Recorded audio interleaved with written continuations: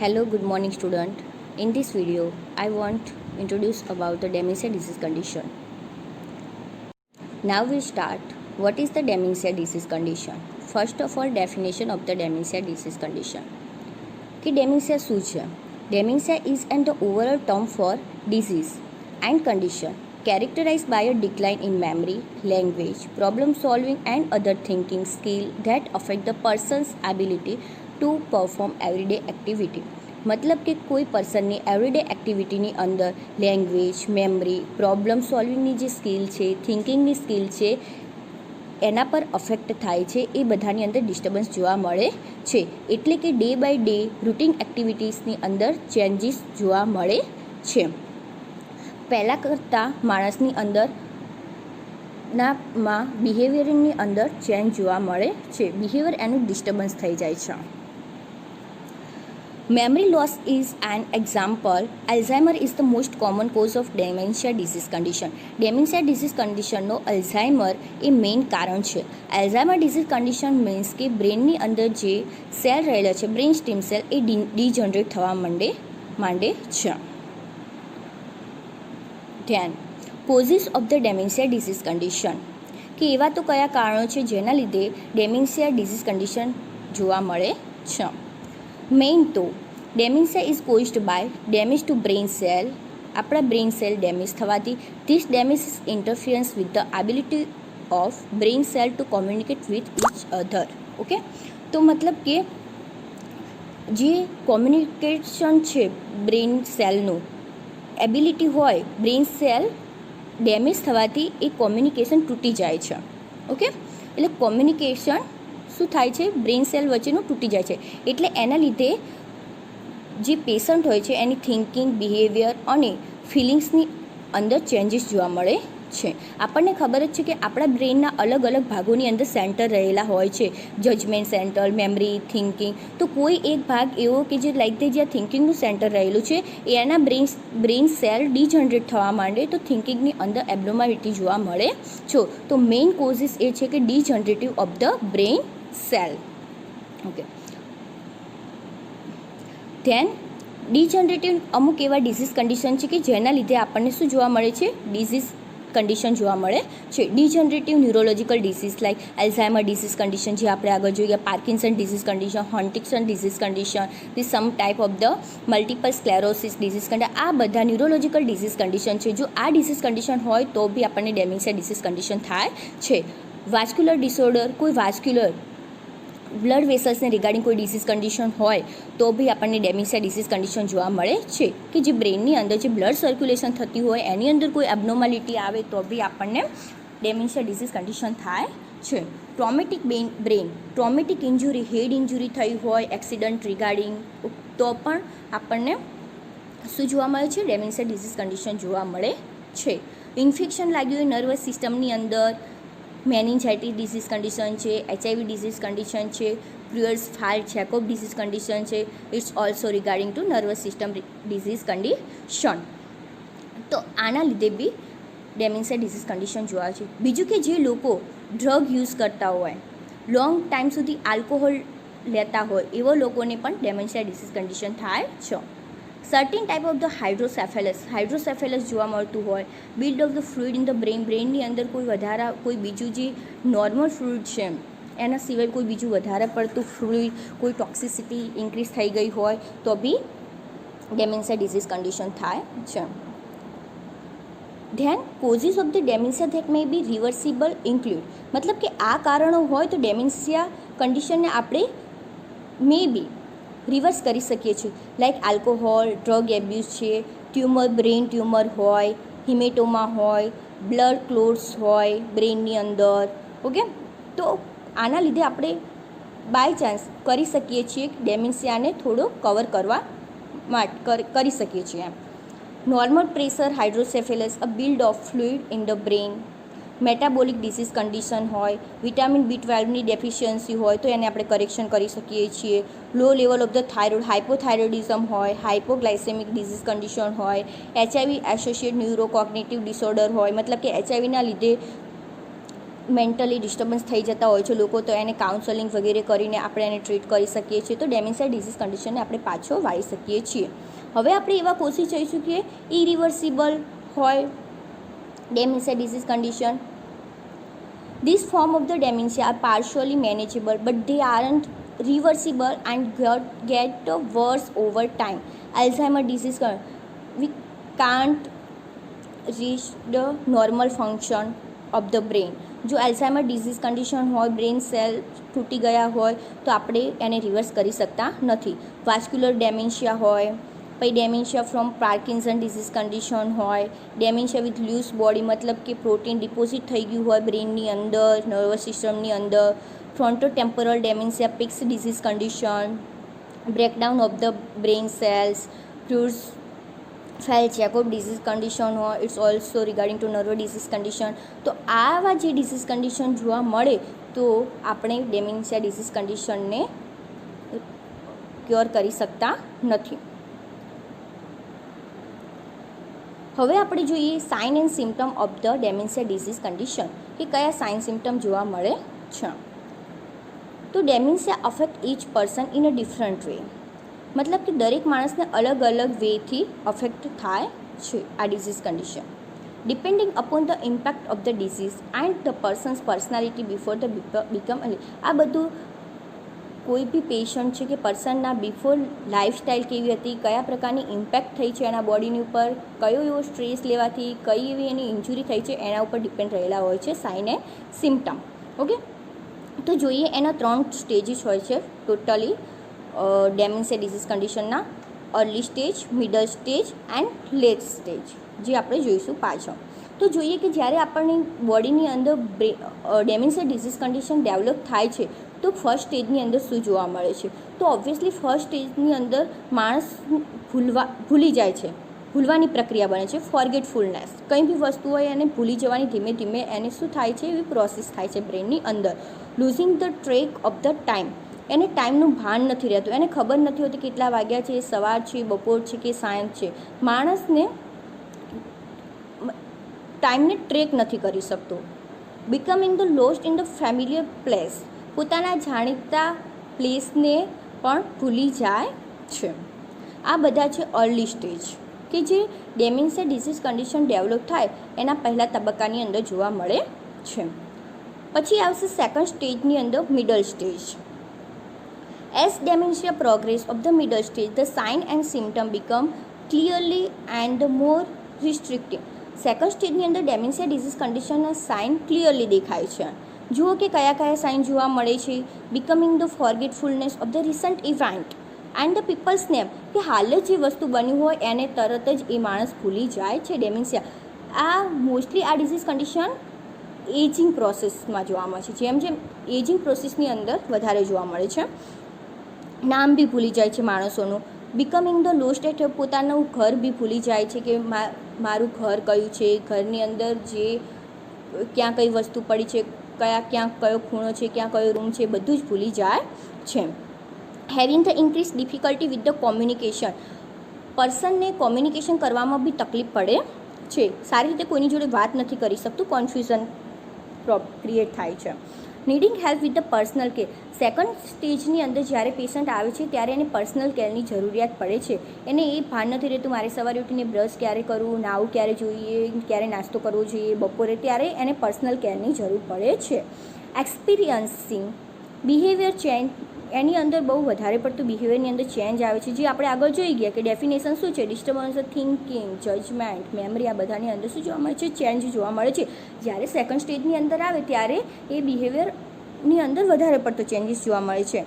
And behaviour વાન્ડરિંગ થઈ જાય છે અને રિપીટેડ ક્વેશ્ચન, કોઈ બી ક્વેશ્ચન રિપીટિંગ કરે છે. નેક્સ્ટ આપણે જોઈએ third stage, late stage. The late stage of the dementia is one of the nearest total dependence and the inactivity. Third સ્ટેજની અંદર જ્યારે ડેમેન્શિયા પહોંચે છે તો એ માણસ ટોટલી બીજાના ઉપર ડિપેન્ડ થઈ જાય છે, કોઈ એક્ટિવિટીની અંદર એનું પાર્ટિસિપેટ હોતું નથી. મેમરી ડિસ્ટર્બન્સ થઈ જાય છે. As the seriously and the physical sign and symptom become the more obviously. Third સ્ટેજની અંદર માણસને ફિઝિકલ બી સાઇન ડેવલપ જોવા મળે છે. તો જોઈએ કયા સિમ્ટમ જોવા મળે થર્ડ સ્ટેજની અંદર. Becoming the unaware of the time and the place. માણસ ટાઈમ અને પ્લેસથી બી અનઅવેર થઈ જાય છે, જાણી નથી શકતો કેટલા વાગ્યા છે, પ્લેસ કયું છે, હું કયા પ્લેસ પર છું, હું ઘરે છું, હોસ્પિટલમાં છું, માણસને ખબર હોતી નથી. એની ટાઈમિંગની બી ખબર હોતી નથી. Having difficulty recognise the relative and friends. માણસને જ્યારે થર્ડ સ્ટેજની અંદર હોય છે તો એને રેકોગ્નાઇઝ, પોતાની જાતને રેકોગ્નાઇઝ કરવામાં બી તકલીફ પડે છે, અને રિલેટિવ્સ, પોતાના છોકરાઓનું નામ શું છે, પોતાના માતા પિતાને, પોતાના ફ્રેન્ડો કોણ છે એમને બી એ ઓળખી શકતું નથી જ્યારે માણસ થર્ડ સ્ટેજની અંદર હોય છે ત્યારે, ડેમેન્શિયા ડિસીઝ કન્ડિશનની અંદર. Having an increasing need for assisted the self care. માણસને સેલ્ફ કેરની સૌથી વધારે એ ટાઈમે જરૂર પડે છે obviously. Having the difficulty walking. માણસને ચાલવામાં બી તકલીફ પડે છે, કારણ કે મેન્ટલી એટલું ડિસ્ટર્બન્સ થઈ ચૂક્યું હોય છે કે એને ફિઝિકલ એક્ટિવિટી કરવાની ખબર રહેતી નથી. Experiencing behaviour change that may escalated and include aggressive. આ બિહેવિયર ધીમે ધીમે વધી જાય છે. એસ્કાલેટ એટલે ધીમે ધીમે એની અંદર વધારો થાય છે બિહેવિયર ચેન્જીસની અંદર. આ હતા સાઇન એન્ડ સિમ્ટમના 3 stage of the dementia. First stage, second stage and third stage. First સ્ટેજની અંદર સામાન્ય ભૂલો થાય છે, ભૂલી જાય છે થોડી ઘણી વસ્તુઓ. સેકન્ડ સ્ટેજની અંદર થોડું ડિપેન્ડન્સ થઈ જાય છે વ્યક્તિ, અને લેટ સ્ટેજની અંદર એકદમ ટોટલી ડિપેન્ડ થઈ જાય છે. નેક્સ્ટ, હવે જોઈએ diagnosis of the dementia disease condition. How to find out the disease condition. There is no one test to determine if someone has dementia. મતલબ કે ડેમેન્શિયા માટે કોઈ એવો પર્ટિક્યુલર ટેસ્ટ નથી જેનાથી આપણે ફાઇન્ડ આઉટ કરી શકીએ કે આને ડેમેન્શિયા ડિસીઝ કન્ડિશન છે. But doctor diagnose the Alzheimer's and other type of the dementia based on careful medical history. જ્યારે ડૉક્ટર ફાઇન્ડ આઉટ કરે છે કે આને એલ્ઝાઇમર ડિસીઝ કન્ડિશન છે, based on medical history, physical examination and laboratory test, and the characterized change in thinking. અને આપણને ખબર છે આગળ ડેફિનેશન જોઈ ગયા એ પ્રમાણે કે એની અંદર થિંકિંગની અંદર ચેન્જીસ જોવા મળે છે. Day to day function and behaviour associated with the each type, બધાની અંદર ચેન્જીસ જોવા મળે છે. તો ડૉક્ટર જ્યારે ફિઝિકલ એક્ઝામિનેશન કરે ત્યારે એને ખ્યાલ આવે છે. Doctor can determine that the person has dementia with a high level of the certainty. But it's hard to determine the exactly type of the dementia because the symptoms and brain change of the different dementia can overlap. મતલબ કે જ્યારે ડૉક્ટરને એલ્ઝાઇમર disease condition find out થાય છે ત્યારે doctor physical examination કરે છે, laboratory test કરાવે છે, તો એના સિમ્ટમ પરથી એ ફાઇન્ડ આઉટ કરી શકે છે અને ડેમેન્શિયા ડિસીઝ કન્ડિશન છે. But A particularly find out કરી શકતો નથી કે કયા ટાઈપનો ડેમેન્શિયા ડિસીઝ કન્ડિશન છે. એના માટે એમને સ્પેશિયાલિસ્ટની જરૂર પડે છે, જેઓ કે geropsychologist and neurologist. Treatment of the dementia disease condition. Most type of the dementia can't be cure. કે મોસ્ટ ટાઈપની કે જે અલગ અલગ પ્રકારના ડેમેન્શિયા ડિસીઝ કન્ડિશન છે એને આપણે ક્યોર કરી શકતા નથી, બટ એના સિમ્ટમને આપણે મેનેજ કરી શકીએ છીએ. તો એની અંદર જોઈએ આપણે મેડિકેશન. તો મેડિકેશનની અંદર સૌથી પહેલાં છે કોલિનરી સ્ટ્રેસ ઇન્હિબિટર. તો એની અંદર મેડિકેશન છે, include this medication donepezil, rivastigmine and ગેલેન્ટામાઇન.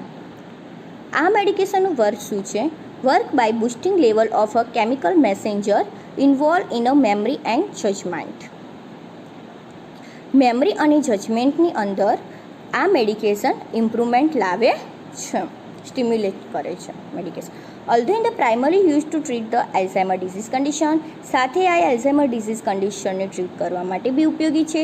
This medicate might also be prescribe for the dementia disease કન્ડિશનની અંદર આ મેડિકેશન યુઝ થાય છે. Include the vascular dementia, Parkinson disease condition dementia and the Lewy body dementia. આ ત્રણેય પ્રકારના ડેમેન્શિયાની અંદર કોલિનરી stress ઇન્હિબિટર મેડિકેશનનો use થાય છે. હવે જોઈએ કે આ મેડિકેશન આપણે જ્યારે પેશન્ટને આપતા હોઈએ તો એની સાઇડ ઇફેક્ટ શું છે? Nausea, vomiting, diarrhoea, slow heart rate, bradycardia, fainting and sleep disturbance જોવા મળે છે. નેક્સ્ટ મેડિકેશન છે memantine. Memantine is work by regulating the activity of the glutamate, another chemical messenger involved in the brain functions. Mainly મેમેન્ટામાઇનની એક્ટિવિટી છે જે ગ્લુટામાઇનની એક્ટિવિટીને regulate કરે છે. આપણને ખબર જ છે કે સાયકાટ્રિક ડિઝીઝ કન્ડિશન ક્યારે ડેવલપ થાય છે કે જે આપણા બ્રેનની અંદર રહેલા ન્યુરો ટ્રાન્સમીટર મેસેન્જર જે ચેનલ છે એની અંદર લેવલ એનું વધઘટ થાય ત્યારે સાયકાટ્રિક ડિઝીઝ કન્ડિશન ડેવલપ થાય છે. તો આ જે ગ્લુટામાઇન નામનો ન્યુરો ટ્રાન્સમીટર છે એની એક્ટિવિટીને રેગ્યુલેટ કરે છે મેમેન્ટામાઇન. Such as learning and memory. In some cases, mementamine is prescribed with the cholinesterase inhibitor. Mementamine અમુક ટાઈમે cholinesterase ઇન્હિબિટરને બી સાથે આપી શકે, પ્રિસ્ક્રાઇબ કરે છે ડૉક્ટર. હવે જોઈએ આપણે થેરાપીસ કે ડેમેન્શિયા ડિસીઝ કન્ડિશનની અંદર કઈ કઈ થેરાપી આપવામાં આવે. ઓક્યુપેશનલ થેરાપી, વ્યાવસાયિક થેરાપી લાઇક ધેટ કોઈ પેપર બેગ બનાવવું છે, કોઈ ટોયસ બનાવી કે મતલબ કે જે એને ઇન્ટરેસ્ટ હોય પેશન્ટને એ વ્યવસાયની અંદર એને ઇન્વોલ્વ કરવાનું. એન્વાયરમેન્ટ મોડિફિકેશન, આજુબાજુનું વાતાવરણ સારું રાખવાનું, વાતાવરણની અંદર મોડિફિકેશન લાવવાનું, શાંત રાખવાનું વાતાવરણ, અવાજ નહીં આવવા દેવાનો, ઘોઘાટવાળો અવાજ આજુબાજુ. પછી છે સિમ્પ્લિફાઈડ ટાસ્ક, એવા ટાસ્ક આપવાના પેશન્ટને કે જે સિમ્પલ હોય કે જેથી એને મોટિવેશન મળે. બરાબર, થોડો ટાઈમને કટ કરી નાના એવા સ્ટેપની અંદર એને કોઈ એવો ટાસ્ક આપવાનો. જો એ ટાસ્ક કમ્પ્લીટ કરશે તો એ પેશન્ટને મોટિવેશન મળે છે થેરાપીસની અંદર. લાઇફસ્ટાઇલ એન્ડ હોમ રેમેડીઝ, મતલબ કે જ્યારે ડેમેન્શિયા ડિસીઝ કન્ડિશનવાળું પેશન્ટ ઘરે હોય છે તો આપણે જે માણસ એની દેખરેખ કરતા હોય છે એ લોકોને અંદર આપણે કઈ રીતે સમજાવવાનું કે home remedies, how to treat the at home level dementia disease કન્ડિશનવાળા પેશન્ટને. તો એની અંદર આવશે ફર્સ્ટ ઇન્હાન્સ ધ કોમ્યુનિકેશન, કઈ રીતે કોમ્યુનિકેશન કરવાનું એ પેશન્ટ જોડે, એકદમ love base communication, calmly communication, maintain the eye to eye contact and speak the slowly in the simple sentence. એવી રીતે કોમ્યુનિકેશન કરવાનું શીખવાડવાનું લોકોને. Encourage the exercise. Exercise is the most important in any psychiatric disease condition because the exercise is a stimulate in our the body activity and getting the pleasure. Okay. The main benefit the exercise in the people with the dementia include the improve the strength, balance and cardiovascular health.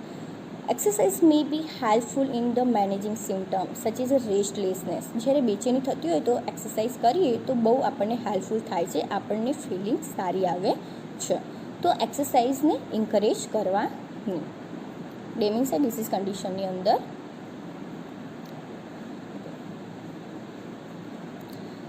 ઇસ્ટાબ્લિશ a nightmare ritual.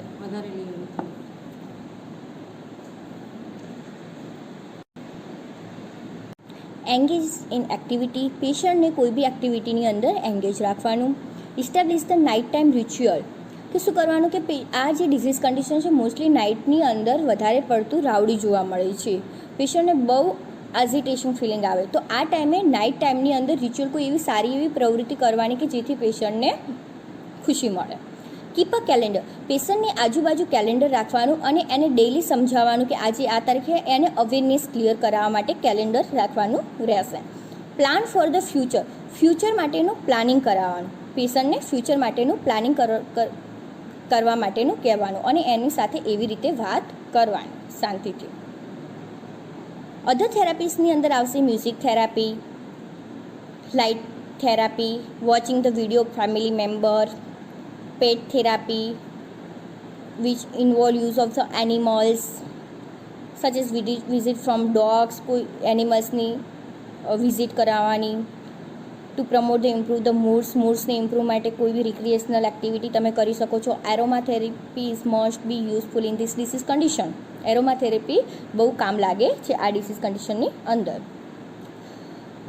Massage therapy, art therapy which involve the creating art, focusing on the process rather than the outcome.